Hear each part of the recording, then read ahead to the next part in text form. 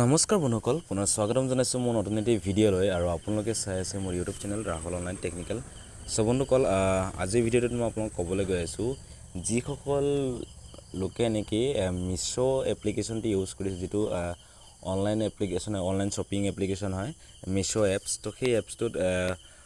বহুতে কি হয় ইউজ কৰি আছে, কিন্তু তাত কিছুমান প্ৰব্লেম যেতিয়া হয় তো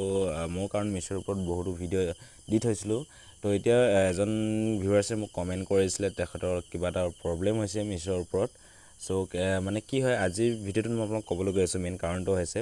আপোনালোকে যদি মিছোৰ পৰা কিবা বস্তু অৰ্ডাৰ কৰাৰ পিছত আপোনাৰ ধৰক বস্তুটো কিবা এটা কাৰণত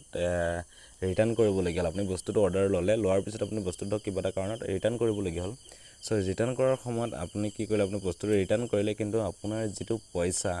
আপুনি যিমান টকা আপোনাৰ এমাউণ্ট আছিলে, আপুনি যিমান টকা দি পিনে সেই বস্তুটো লৈছিলে, সেই বস্তুটো যিটো আপোনাৰ পইচা আছিলে পইচাটো আপুনি ঘূৰাই নাপালে বা কেনেকৈ পাব ঘূৰাই। তো এইটো বিষয়ত সেই প্ৰব্লেমটো আপোনালোকৰ কেনেকৈ ছল্ভ হ'ব এই ভিডিঅ'টোত মই আপোনাক ডিটেইলছত বুজাই কৈছোঁ। গতিকে যিসকল নেকি মিছো এপছ ব্যৱহাৰ কৰে সেইসকলে এই ভিডিঅ'টো সম্পূৰ্ণকৈ চাব। খুব গুৰুত্বপূৰ্ণ এটা ভিডিঅ' মই আপোনালোকৰ কাৰণে আগবঢ়াইছোঁ। আৰু এই ভিডিঅ'টো চাই আপুনি কেনেকুৱা পায় প্লিজ মোক কমেণ্ট কৰি জনাব। লগতে ভিডিঅ'টো লাইক এটা কৰি দিব আৰু চেনেলটোত যদি নতুনকৈ আছে তেনেহ'লে প্লিজ চেনেলটো ছাবস্ক্ৰাইব কৰি থ'ব। কাষত থকা বেল আইকনটো বলটো প্ৰেছ কৰি দিব, যেতিয়া নেকি এনেকুৱা মই নতুন ইনফৰ্মেশ্যন ভিডিঅ' দিওঁ আপোনালোকে চাব লাগিব। ঠিক আছে, তেনেহ'লে মই আজি ভিডিঅ'টো মই আপোনাক ক'বলৈ গৈ আছোঁ আপোনালোকৰ মিছোৰ পৰা যিখিনি পইচা ৰিফাণ্ড এমাউণ্টটো আপোনালোকে কেনেকৈ ঘূৰাই পাব। যদি আপুনি ঘূৰাই পোৱা নাই বা কেনেকৈ ঘূৰাই পাব সেই প্ৰব্লেম যদি আপোনাৰ হৈ আছে, তো প্ৰব্লেমটো কেনেকৈ ছল্ভ কৰিব ভিডিঅ'টোত মই এইটো ডিটেইলছত বুজাই গৈ আছোঁ। তেনে বন্ধুসকল, বেছি দেৰি নকৰি আহকচোন আমি আজিৰ ভিডিঅ'টো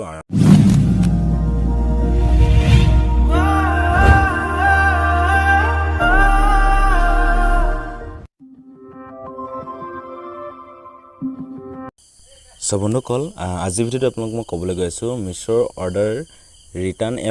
এমাউণ্ট কেনেকৈ আপোনালোকে ঘূৰাই পাব, ৰিফাণ্ড এমাউণ্টটো আপোনালোকে কেনেকৈ ঘূৰাই পাব বা আপোনাৰ পইচাটো কেনেকৈ আপোনাৰ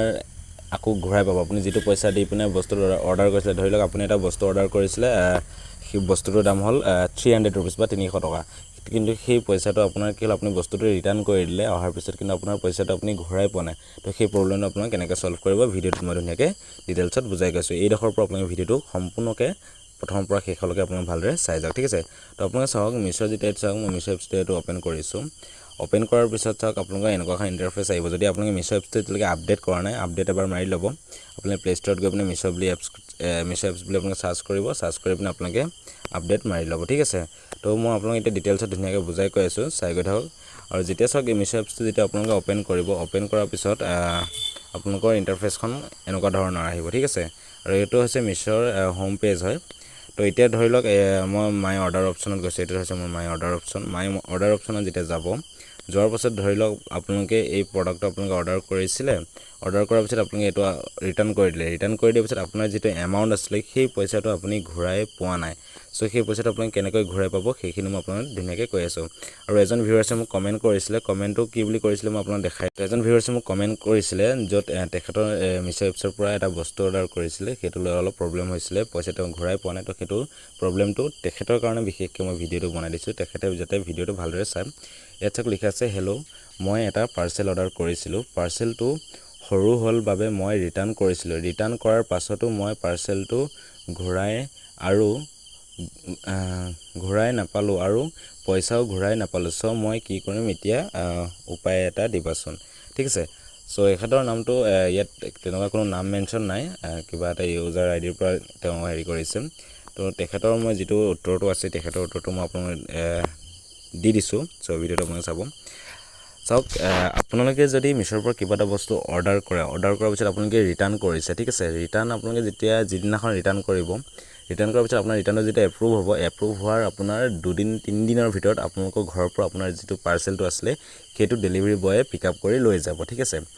যিমান টাইমলৈকে আপোনালোকৰ ঘৰৰ পৰা সেই বস্তুটো পিক আপ কৰি ডেলিভাৰী বয়ে লৈ নাযায়,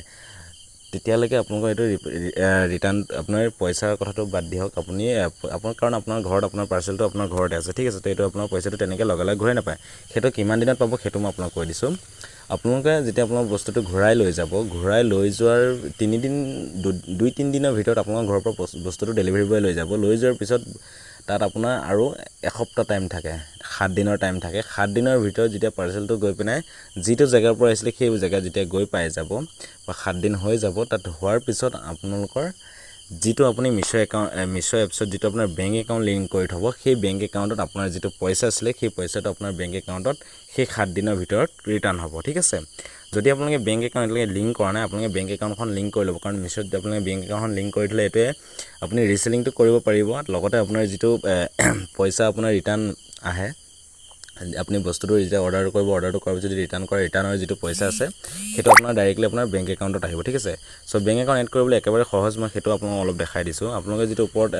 প্ৰফাইল অপশ্যন থাকিব এইটো আপোনাৰ একাউণ্ট আছে ইয়াত প্ৰফাইলত আপুনি ক্লিক কৰিব ক্লিক কৰাৰ পিছত আপোনাৰ যিটো একাউণ্ট আছে একাউণ্ট অপশ্যনটো শ্ব' হ'ব ইয়াত আপোনালোকৰ এটা অপশ্যন পাব চাওক মাই পেমেণ্টছ তাৰপিছত ইয়াত আপোনালোকৰ এটা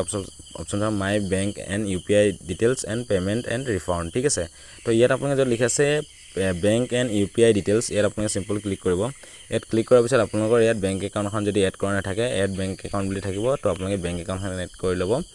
ঠিক আছে তো মোৰ ইয়াত এড কৰা আছে আপোনাৰ UPI ID আছে যদি UPI ID আপোনালোকে এড কৰি ল'ব এড কৰি ল'লেহে আপোনাৰ পইচাটো ডাইৰেক্টলি বেংক একাউণ্টত আহিব বা বেলেগ ক'তো নাযায় আপোনাৰ নিজৰ বেংক একাউণ্টত আহিব তাৰপিছত এতিয়া যদি আপোনাৰ পইচাটো ঘূৰাই অহা নাই আপোনাৰ পৰা পাৰ্চেলটো লৈ যোৱাৰ পাছত 7 দিন পাৰ হ'ল 7 দিন পাৰ হোৱাৰ পিছতো আপোনাৰ বেংক একাউণ্টত যদি পইচা নাহে তো তেতিয়া কি কৰিব সেইটো মই আপোনাক কৰিছোঁ আৰু এখেতে যিটো মোক প্ৰশ্ন কৰিছিলে যিটো মোক কমেণ্ট কৰিছিলে কমেণ্টৰ ভিতৰত তেখেতে কৈছে যে বস্তুটো ঘূৰাই লৈ যোৱা নাই আৰু পইচাটো ঘূৰাই নাপালে বুলি কৈছে সো সেইটো চাওক মোক বস্তুটো ঘূৰাই লৈ যাব লাগিব ডেলিভাৰী বয় লৈ যাব লাগিব লৈ যোৱাৰ 7 দিনৰ পাছতহে আপোনাৰ পইচাটো ৰিটাৰ্ণ হ'ব বা ৰিফাণ্ড হ'ব ঠিক আছে তাৰ আগত নহয় কাৰণ আপোনাৰ 7 দিন টাইম লাগিবই তো এতিয়া চাওক তাৰপিছত যদি আপোনাৰ যদি বস্তুটো ঘূৰাই লৈ যোৱাৰ পাছত যদি আপোনাৰ পইচাটো নোসোমায় তো আপোনালোকে যিটো মাই অৰ্ডাৰ অপশ্যন আছে মাই অৰ্ডাৰ অপশ্যনত আহিব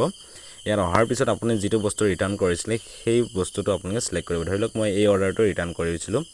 ঠিক আছে মই এক্সাম্পল হিচাপে দেখাই দিছোঁ আপোনালোকে ইয়াত এবাৰ ক্লিক কৰিব ক্লিক কৰি দিয়াৰ পিছত আপোনালোকে ওপৰত এটা অপশ্যন পাব হেল্প চেণ্টাৰ বুলি ঠিক আছে এইটো চাওক লিখা আছে হেল্প চেণ্টাৰ চিম্পল আপোনালোকে ইয়াত এবাৰ ক্লিক কৰি দিব ইয়াত ক্লিক কৰি দিয়াৰ পিছত আপোনালোকে ইয়াত লিখা আছে what issue are you facing বুলি ঠিক আছে তো চিম্পল আপোনালোকে ইয়াত চাওক লিখা আছে এইটো যিটো আপোনালোকৰ প্ৰথম অপশ্যন আছে ৰিটাৰ্ণ এণ্ড এক্সচেঞ্জৰ ৰিকুৱেষ্ট ইয়াত আপুনি ক্লিক কৰি আপোনালোকৰ যিটো বিষয় আছে সেইটো আপুনি কৰিব পাৰে তো সেইটো হ'ল আপোনালোকে য'ত লিখা আছে কল মি বেক আপোনালোকে যিটো ভইচ আছে সেইটো শুনি ল'ব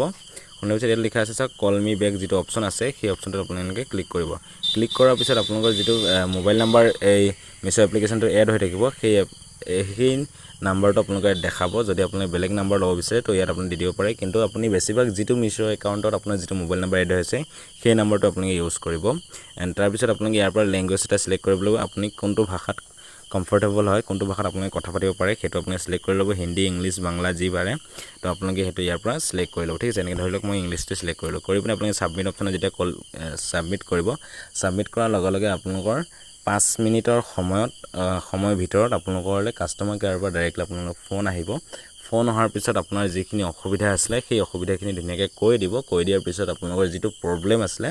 সেই প্ৰব্লেমটো আপোনালোকক সলভ কৰি দিব ঠিক আছে ডিটেইলছত আপোনালোকক ধুনীয়াকৈ মই এইখিনি কৈ দিছোঁ গতিকে আপোনালোকে ভিডিঅ'টো সম্পূৰ্ণকৈ চাই থাকক আপোনালোকৰ যেতিয়া যিটো প্ৰব্লেম থাকিব সেই প্ৰব্লেমটোৰ বিষয়ে আপুনি ধুনীয়াকৈ তেখেতসকলক